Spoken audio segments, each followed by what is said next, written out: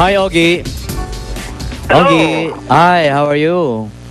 I'm okay. Kumusta, Tito Ricky? Ay, oo, nako, parang nini-nervous na, no? Ano lang, 19 days na lang, no? Anyway, Ogie. Okay, anyway, ito medyo pinupuna or nami-misinterpret si Regine sa pag-amin niya nag-live-in na kayo. Pero, klinaro naman niya na nauna yung engagement niyo bago ang live-in. Ikaw ba may gusto Yes. kang klaruhin? Wala naman. Kung ano man yung sinabi ng aking pinakamamahal, yun na yun. Yun na yun, oo. Siyang speaker of the house. Oo, ako listener lang. Oh, listener.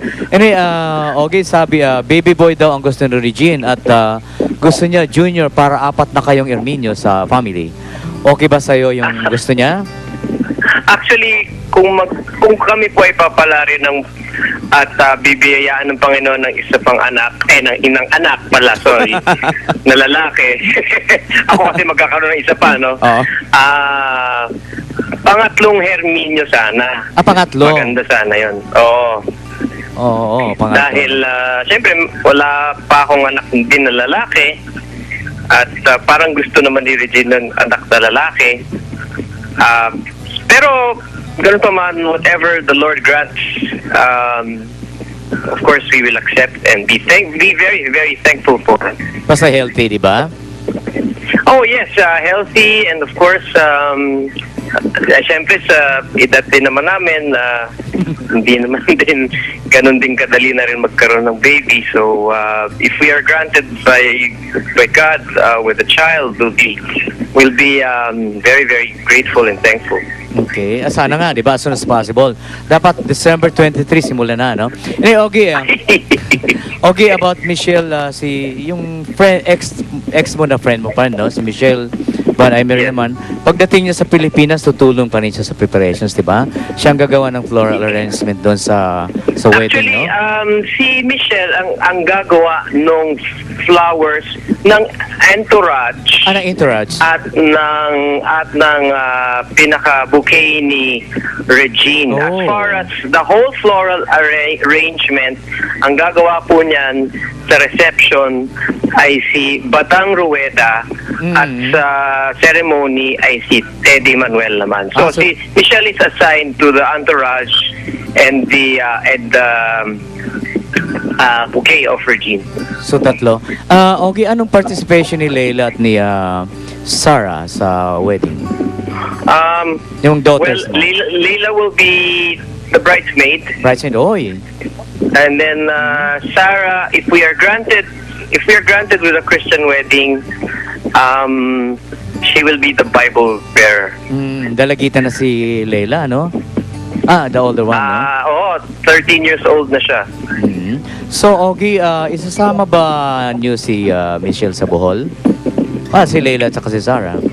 Anong Well, gagawin all niyo of sa us will Bohol? be there. All of us will be there. Hindi Wow. naman yun honeymoon It's Hindi a pa. family outing. Outing. Kasi sabi ni Parang Regine, Christmas outing lang namin. kasi sabi ni Regine, yung honeymoon daw, next year pa. That's right. Para on hold. Mag-iipon muna. Masyadong marami ng gastos. So control muna until next year, ano? Kasi yung Well, honeymoon not only that, Tito Ricky, we also, she also has to finish her taping with Ding Dong. Ako naman, may taping pa kami ni Angelina Jolie. So, kailangan ko rin tapusin yun. So, control muna, no? Hold muna hanggang January. Anyway, Medyo hold lang ng konti. whatever, ano? Anyway, okay, 3 weeks na lang magganap na yung wedding of the year, of the decade, no? So, handang-handa ka na ba? Emotionally, spiritually, mentally, and everything-wise. Alam mo, ang tingin ko dyan parang isang matinding boxing match ni Pacquiao, ano?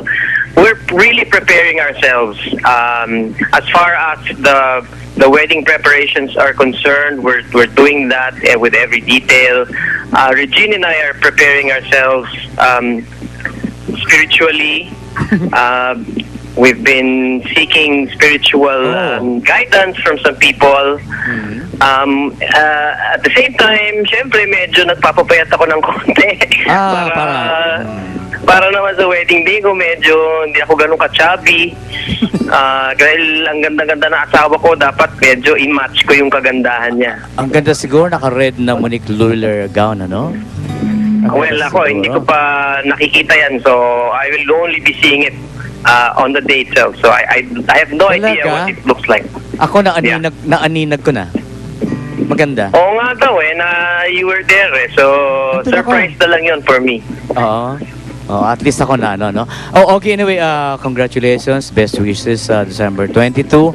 At nandun pa si President Pinoy, one of the sponsors, no? Congratulations. No, actually, Ayun, he's one of the groomsmen. groomsmen. Yes, oo. Okay. Oo, so congratulations sa inyo ni Regine and may you have a baby as soon as possible. Thank you. Salamat, and God bless. Thank you. Thank you. At magbabalik ang Star Talk TX.